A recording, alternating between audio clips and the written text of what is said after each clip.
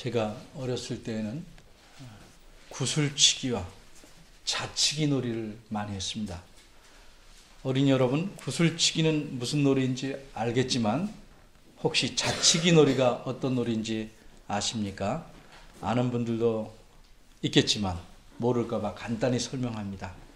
자치기는 이만큼 긴 막대기로 짧은 나무떼기를 쳐서 얼마나 멀리 나갔는지 거리를 재서 승부를 겨루는 놀이입니다. 제가 살던 집 뒤쪽에는 아주 넓은 밭들이 있었습니다. 그 밭주인이 누군지는 모르지만 아이들은 가을 거지가 끝나고 나면 그 밭에서 놀기 시작합니다. 학교 운동장에 가서 놀 수 있으면 좋겠지만 우리 마을에서 학교는 아이들 걸음으로 한 30분 이상 걸리는 먼 곳에 있었기 때문에 우리는 그 넓은 밭에서 범치기, 사다리놀이, 다방구, 오징어, 달팽이, 사방치기, 비석가기, 축구 등등 할 수 있는 놀이는 무엇이든 다 했습니다. 이 말을 얼마나 이해할지 모르겠습니다만 처음에는 밭에 고랑들이 파여 있어서 울퉁불퉁하지만 겨울 내내 그곳에서 놀고 나면 우리들이 놀았던 자리는 마치 운동장처럼 평평해지고 딱딱해집니다. 그리고 봄이 되면 밭주인은 소를 몰고 그 밭을 갈아엎습니다. 그리고는 씨를 뿌립니다. 예수님께서 사시던 나라에서도 아이들이 가을 거지가 끝나면 밭에서 놀았습니다. 우리들과 같이 자치기나 비석가기, 다방구 같은 것은 안 했겠지만 어쨌든 나름대로 자기들이 하고 싶은 놀이를 하면서 놀았습니다. 그리고 봄이 되면 농부는 밭에다가 씨를 뿌립니다. 그런데 우리나라와는 다르게 먼저 씨를 뿌립니다. 그리고 그 다음에 밭을 갑니다. 그러면 어떤 일이 생기겠습니까? 밭을 갈다 보면 어떤 곳에는 그 땅 밑에 큰 돌이 있어서 깊게 갈 수가 없습니다. 피해 가야 됩니다. 그러니까 그곳에 이미 뿌려진 씨는 얕은 흙에서 자라나야 하기 때문에 뿌리를 깊이 내릴 수가 없습니다. 이 예수님께서 말씀하신 비유에서 이런 것을 가리켜 돌밭이라고 하십니다. 그리고 어떤 곳에는 가시덤불이 있는데 그것들은 씨보다 훨씬 빨리 자라나기도 하지만 겨울에 죽지도 않고 있어서 갈아 붙이기가 쉽지 않습니다. 그런 곳에 뿌려진 씨는 이 가시덤불에 막혀서 열매를 맺을 만큼 제대로 자라날 수가 없습니다. 예수님은 그런 곳을 가시떨기라고 말씀하십니다. 또 어떤 곳은 제대로 흙을 갈지 않아서 겨울 내내 아이들과 지나가는 사람들에게 밟혀서 딱딱해진 채로 그대로 있게 됩니다. 그러니 그곳에 뿌려진 씨는 싹을 트기도 전에 새들의 눈에 띄어서 새들이 그것을 먹습니다. 그런 것을 예수님은 길가라고 하신 것입니다. 그리고 어떤 씨들은 그것이 뿌려진 것이 흙이 잘 갈려서 씨앗이 자라나기 좋은 환경이 되었습니다. 이곳이 좋은 땅입니다. 따라서 길가, 돌밭, 가시떨기, 좋은 땅이라는 것은 네 개의 각각 다른 밭이 아니고 한 밭, 똑같은 밭에 속한 여러 부분을 땅의 상태에 따라 말한 것입니다. 이런 식으로 예수님께서 말씀하신 이야기를 비유라고 합니다. 18절에 보니까 예수님께서 말씀하시기를 그런즉 씨 뿌리는 비유를 들으라 이렇게 말씀합니다. 이 비유에서 예수님은 진짜로 씨 뿌리는 일을 말씀하시려는 것이 아닙니다. 19절에 보면 그 마음에 뿌리운 것을 이라는 표현이 있습니다. 그러니까 예수님은 정말 씨를 밭에 뿌리는 일을 말씀하려는 것이 아니고 마음에 뿌리는 씨에 대해서 말씀한 것입니다. 이렇게 사람의 마음과 연관된 일, 또 혹은 천국에 관한 일, 이런 것들을 농사짓는 씨 뿌리는 일에 빗대어 설명하거나 이야기하시는 방법을 비유라고 합니다. 그럼 이런 질문을 할 수 있습니다. 직접 이 마음과 연관해서 말씀하시지 굳이 농사에 빗대는 비유로서 말씀하신 이유는 무엇일까? 우리뿐만 아니라 예수님의 제자들도 이 비유를 들으면서 그 이유가 궁금했습니다. 그래서 예수님께 나와서 이렇게 묻습니다. 10절입니다. 앞에 10절을 보십시오.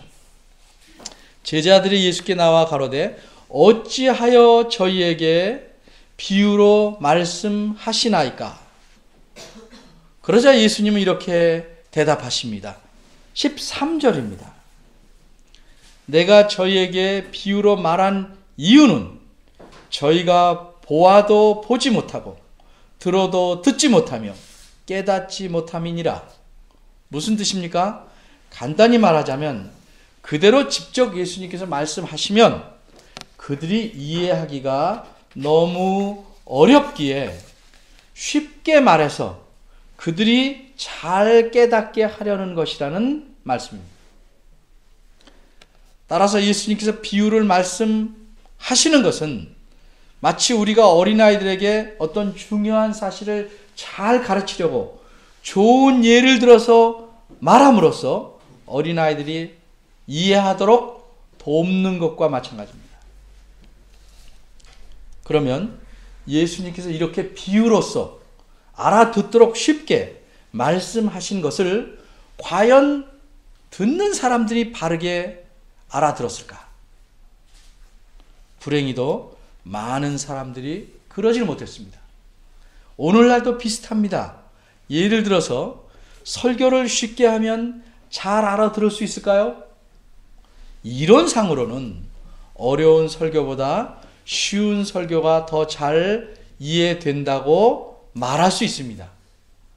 그러나 사실은 그렇지 않을 때가 많습니다. 사람은 어려우면 어렵다는 것을 핑계 삼아 하나님 말씀을 드리려고 하지 않습니다. 쉬우면 쉽다고 혹은 다 아는 것이라고 여겨서 귀를 기울이려고 하지 않습니다. 건성으로 듣고 마음에 담아두지 않습니다. 그래서 사람의 마음에는 아무리 설교를 많이 들어도 그렇게 들으면 아무런 변화가 일어나지 않습니다. 그런데 이상하게도 하나님 말씀이 아닌 것에는 귀가 굉장히 솔깃합니다. 오늘날 설교에서는 여러분이 다 아시다시피 100% 모두 순전하게 하나님 말씀만을 전하기는 쉽지 않습니다. 만일 그렇게 하면 거의 전부가 잠들고 말 것입니다. 그래서 설교하는 사람은 듣는 사람들이 하나님 말씀을 효과적으로 잘 듣게 한다는 명분으로 여러 가지 예화나 신뢰, 배경에 대는 이야기들을 섞어 놓게 됩니다. 그런데 때로는 그런 것들이 오히려 독이 됩니다.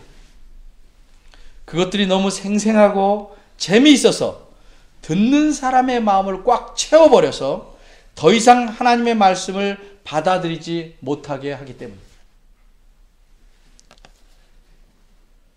왜 하나님의 말씀을 쉽게 비유로 말씀해도 깨닫지 못하는 일이 생길까?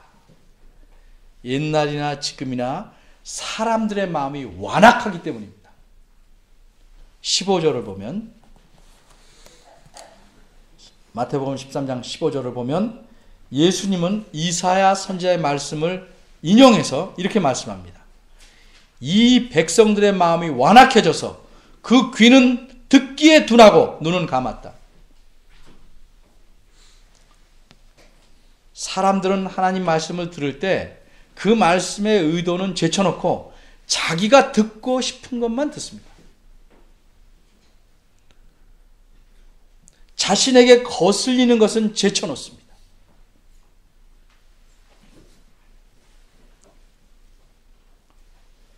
여기서 완악해졌다는 말의 뜻은 둔해졌다는 뜻입니다. 죄로 인해서 마음이 우둔해진 것입니다. 하나님 말씀이라면 어떻게든 귀를 쫑긋 세우고 정신 차려 드리려고 하지 않고 오히려 귀뚱으로 듣습니다. 아이들이나 어른이나 설교 시간만 되면 마음을 닫고 자버리거나 아예 다른 짓 하려고 마음 먹는 것과 같습니다. 내가 좋아하고 관심 있는 사람에게는 신경을 많이 쓰게 되듯이 하나님을 사랑하면 그분의 말씀에 예민해지는 법입니다.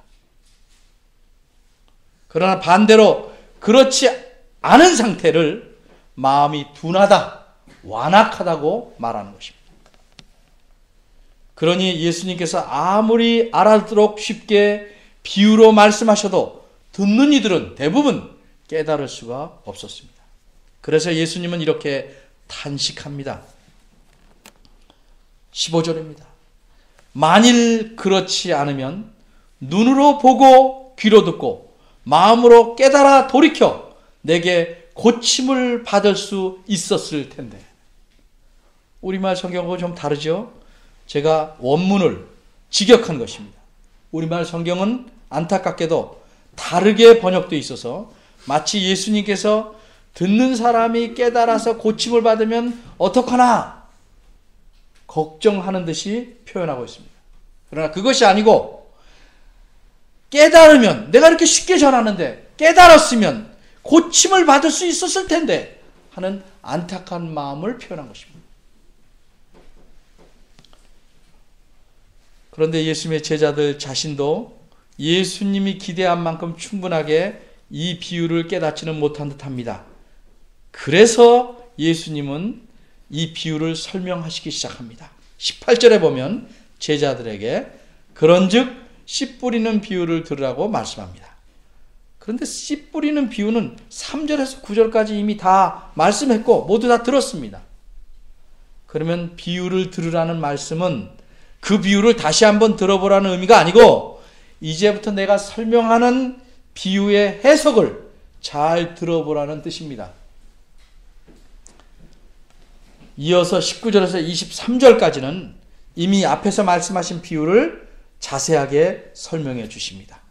이렇게 예수님이 설명하신 비유의 내용을 세 가지 질문과 대답으로 정리해 보겠습니다. 첫째는 마음의 밭은 어떻게 나누어지는가? 둘째는 마음의 밭은 몇 가지 종류가 있는가? 셋째는 마음의 밭은 누가 가꾸는 것인가? 첫째, 마음의 밭은 어떻게 나누어지는가? 사람이 갖고 있는 마음의 밭이 다 똑같지 않은가? 아닙니다. 종류가 다릅니다. 마음의 밭은 사람이 하나님 말씀에 대해서 어떻게 반응하냐에 따라 나눠지는 것입니다. 사람의 마음의 밭이 길가일 수도 있고 돌밭일 수도 있고 가시떨기일 수도 있고 좋은 땅일 수도 있습니다. 하나님 말씀을 듣기만 하고 깨닫지 못하는 사람의 마음밭은 길가입니다. 엄밀히 말하면 하나님 말씀을 깨닫느냐 못하느냐 하는 것은 지식의 문제만은 아닙니다. 많이 배운 사람은 잘 깨닫고 덜 배운 사람은 덜 깨닫는다, 이런 뜻 아닙니다. 자신의 마음으로 하나님 말씀을 받아들이냐 아니냐 하는 이 문제입니다. 아무리 성경에 관한 지식이 많아도 하나님 말씀을 마음으로 받아들이지 못하면 그것은 그 말씀을 깨달은 것이 아닙니다. 이런 사람은 수없이 많이 하나님 말씀을 듣는다 할지라도 그 말씀이 그 마음에 남아있지 않습니다. 악한 자, 즉 사탄이 그 말씀의 씨앗을 빼앗아 가버리기 때문입니다. 그렇기 때문에 길가인 사람은 하나님 말씀을 머리로는 많이 안다고 할지라도 실제 삶은 하나님 말씀과 거리가 매우 멀 뿐만 아니라 많이 들어서 알고 있다는 그 사실 때문에 오히려 교만한 사람이 되기 쉽습니다. 어떤 사람은 하나님 말씀을 귀담아 듣고 들을 때마다 아멘으로 마음에 받아들이고 기뻐합니다. 그런데 이 사람이 하나님 말씀을 깨달은 바대로 살려고 하다가 어려움을 만나거나 핍박을 당하면 반대 입장을 취합니다. 그는 하나님 말씀대로 살기를 포기하고 편한 길을 찾으려고 합니다. 이런 사람이 돌밭입니다. 어떻게 하는 것이 하나님 말씀에 맞는 것인 줄 다 알지만 실제 삶에서는 여러 가지를 핑계로 하나님 말씀에 가르친 바를 포기해버립니다. 하나님 말씀대로 행하기 위해서 손해와 핍박을 감수하지 않습니다. 이런 사람들은 하나님 말씀을 듣고 배우기만을 좋아할 뿐 그 말씀대로 사는 일에는 인색합니다. 심지어 마음은 원이로되 육신이 약하기 때문이라고 스스로를 속입니다. 실상은 마음이 원하지 않습니다. 어떤 사람은 하나님 말씀을 듣고 깨달은 바대로 살려고 힘씁니다. 어려움이 와도 핍박이 와도 잘 견딥니다. 그런데 그만 달콤한 유혹에 넘어갑니다. 돈이나 재물을 많이 좋아합니다. 그래서 재물에 손해 나는 일은 안 하려고 합니다. 재물을 가지고 생색낼 만큼 인심은 쓸지언정 하나님 말씀의 가르침에 맞게 재물을 사용해서 헌신한 사람다운 삶을 살려고 하지 않습니다. 자신이 충분히 쓰고도 남을 것이라고 예상되는 정도만 헌금합니다. 딱 그만큼만 남을 위해서 사용합니다. 주님을 위해 자신에게 주신 재물을 조금도 희생하려는 마음이 없습니다. 일단 자기 손에 들어오면 모든 것은 내 것이라는 생각입니다. 또 어떤 사람은 세상 재미에 푹 빠져 있습니다. 때로는 신앙생활을 잘하는 것처럼 보입니다. 그러나 그것은 열심히 신앙생활을 하지만 특별히 재미있는 일이 없는 동안만 그렇게 합니다. 재미있는 일이 생기면 모든 일을 제쳐놓고 그 일에 집중합니다. 또 어떤 사람은 염려가 많습니다. 이렇게 하면 내 아이들이 어떻게 이 험한 세상에서 살아갈 수 있을까 등등 수많은 염려에 쌓여서 자신의 지혜와 재력이나 능력으로 그 염려를 해결하고 합니다. 불신자와 똑같은 정신과 방식을 가지고 자기에게 주어진 당면한 문제를 해결하려고 합니다. 그러니 하나님 말씀이 그 사람의 삶 속에서는 아무런 능력을 나타낼 여지가 없습니다. 그런 사람은 자라나는 것 같지만 열매를 맺지 못하고 시들고 맙니다. 이런 사람이 가시떨기에 해당합니다. 둘째로, 마음의 밭에는 몇 가지 종류가 있는가?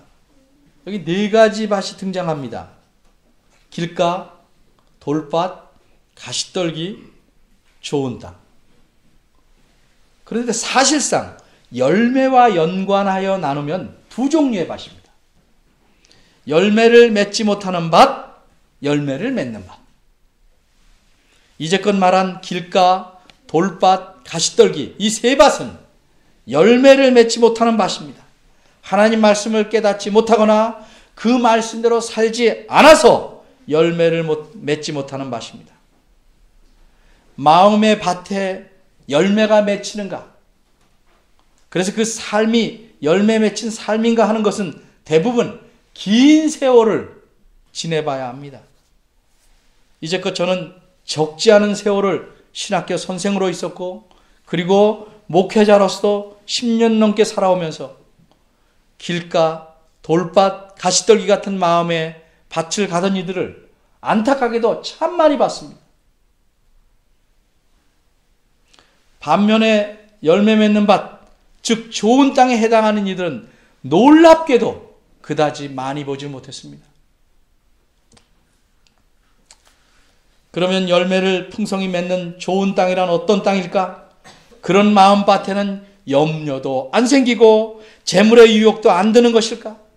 그런 마음밭을 가진 사람은 어려운 일도 없고 핍박도 없는 것일까? 결코 그렇지 않습니다. 엄밀히 말해서 좋은 땅이라는 마음밭을 갖고 태어난 인간은 한 사람도 없습니다.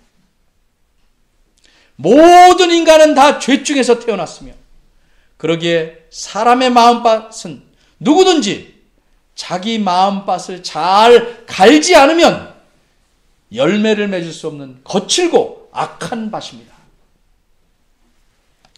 따라서 좋은 땅이란 열매 맺지 못할 자신의 마음밭을 갈아서 열매를 맺게 만드는 밭입니다. 길가, 돌밭, 가시떨기, 이런 밭이 사실 우리들의 마음밭입니다. 근데 이런 밭을 계속 갈고 김을 메고 거름을 주어서 뿌린 씨가 자라나서 열매를 맺게 만들면 그 땅이 예수님께서 말씀하신 좋은 땅입니다. 그러기에 이 좋은 땅에 대해서 누가복음 8장 15절은 이렇게 설명합니다. 착하고 좋은 마음으로 하나님 말씀을 듣고 지켜서 인내로 열매를 맺는 자다. 이렇듯 좋은 땅이 되려면 하나님 말씀을 어떤 마음의 자세로 듣는가가 매우 중요합니다. 그저 좋은 말씀이니까 일단 들어두면 좋겠다 하는 정도로 듣는 것이 아니고, 내 왕이신 하나님께서 하신 말씀이기에 그분의 말씀이니까 잘 듣고 명심해서 그 말씀대로 살아야겠다. 어떤 일이 있어도 그 말씀대로 살아야겠다 하는 마음으로 듣는 것이 착하고 좋은 마음으로 듣는 겁니다. 들은 말씀이 사람의 말이 아니라 하나님의 말씀이기에 어떤 어려움과 핍박과 유혹과 염려가 생겨도 우선적으로 그 말씀을 지키고 그대로 살겠다고 다짐하고 모든 힘든 것을 참고 이기고 손해를 감수하며 지켜내는 것이 좋은 땅입니다. 셋째로, 마음의 밭은 누가 가꾸는 것인가? 사람에게 마음을 주신 분은 하나님이십니다. 그러나 이 마음을 좋은 밭으로 가꾸는 일은 하나님이 하시는 것이 아닙니다. 사람이 해야 하는 일입니다. 18절을 다시 보면 예수님께서는 제자들에게 씨 뿌리는 비유를 들으라고 말씀하셨습니다. 그런데 사실 정확히 원문대로 표현하자면 씨 뿌리는 자의 비유를 들으라, 이런 뜻입니다. 예수님께서 이 비유를 가리켜 씨 뿌리는 비유가 아니고 씨 뿌리는 사람의 비유라고 말씀하셨습니다. 여기서 씨를 뿌리는 자와 열매를 거둬들이는 자는 같은 사람입니다. 바꿔 말하면 농부입니다. 농부는 씨를 뿌린 후에 추수 때까지 아무 일도 안 하고 빈둥빈둥 놀다가 수확을 거두러 밭에 나가는 것이 아닙니다. 아침 저녁 밭을 둘러보며 그 뿌린 씨가 싹은 잘 나는지, 잘 자라고 있는지, 잡초가 나서 씨 자라는 것이 방해되진 않는지, 벌레가 생기진 않았는지, 갉아먹는지 않은지 늘 살핍니다. 그리고 필요할 때마다 김을 매주고 약을 쳐서 심은 씨가 잘 자라서 열매를 맺도록 최선을 다합니다. 물론 농부는 씨를 만들지 못합니다. 농부는 햇빛도 만들지 못합니다. 농부는 비가 내리게도 못합니다. 그러나 선하고 부지런한 농부는 자신이 할 수 있는 모든 일을 힘써서 열매를 맺도록 합니다. 나머지는 하나님께 맡깁니다. 여기서 씨 뿌리는 자는 그런 농부를 뜻합니다. 생명이 있어서 자라나게 되는 이 씨는 하나님께서 주십니다. 이 씨는 하나님의 말씀이고, 이 말씀은 사람이 자기 마음밭에 뿌려서 심도록 씨처럼 하나님이 주시는 겁니다. 그리고 우리는 농부처럼 그 씨를 자기 마음밭에 심어 가꾸어야 합니다. 선한 농부처럼 열매를 잘 맺도록 최선을 다해 가꿔야 합니다. 그래야 좋은 밭으로 자기 마음밭을 만들 수 있습니다. 사람이 어디에 씨를 뿌리는가에 따라 마음의 밭이 달라집니다. 정확히 말하자면 자신이 들은 하나님 말씀에 어떻게 반응하며 자기 삶에서 그 말씀을 어떻게 하느냐에 따라 마음의 밭이 달라지는 것입니다. 여러분은 하나님 말씀을 어떤 밭에 심어 놓으셨습니까? 어떻게 가꾸고 계십니까? 혹시 하나님의 은혜를 기대하면서 아무렇게나 씨를 뿌려 놓으시진 않았습니까? 사실 우리 삶의 모든 부분에 하나님의 은혜가 미칩니다. 그 은혜가 미치지 않는 부분은 없습니다. 그리고 우리 삶 자체가 하나님의 은혜입니다. 그러나 이 모든 것이 하나님의 은혜고 하나님의 은혜로 산다는 말씀이 우리가 마땅히 해야 될 책임을 안 해도 된다는 의미는 결코 아닙니다. 마땅히 자신의 행할 책임을 감당하지 않는 사람에게는 하나님의 은혜가 미쳐도 그 하나님의 은혜가 무엇인지 보이지 않습니다. 그 하나님의 은혜가 드러나지 않습니다. 마치 밭에 햇빛이 잘 쬐이고 비가 잘 내려도 그 씨가 잡초로 인해서 열매를 맺지 못하는 것과 같습니다. 하나님은 하실 일을 다 하십니다. 문제는 우리가 해야 될 일을 안 하는데 문제가 있는 것입니다. 오직 자신의 책임을 다하며 자기 마음의 밭을 힘써 가꾸는 자에게만 하나님의 은혜가 뚜렷하게 보입니다. 그리고 더 풍성해집니다. 자기 마음의 밭을 좋은 밭으로 가꾸려고 힘쓰지 않는 사람은 평생토록 남들에게서 하나님의 은혜다 하는 말만 들을 뿐이고 자기 삶에서는 그 은혜를 만져볼 수 없을 것입니다. 현재 내 밭은 어떤 상태에 있는지 세심하게 살펴보시기 바랍니다. 그리고 내 마음의 밭을 참으로 좋은 땅으로 가꾸어서 하나님께서 기뻐하실 만큼 넘치는 열매를 맺도록 지금부터라도 우리 모두가 힘써야 합니다. 이렇게 행하는 자에게 하나님의 은혜가 더 풍성해질 것입니다. 기도하겠습니다.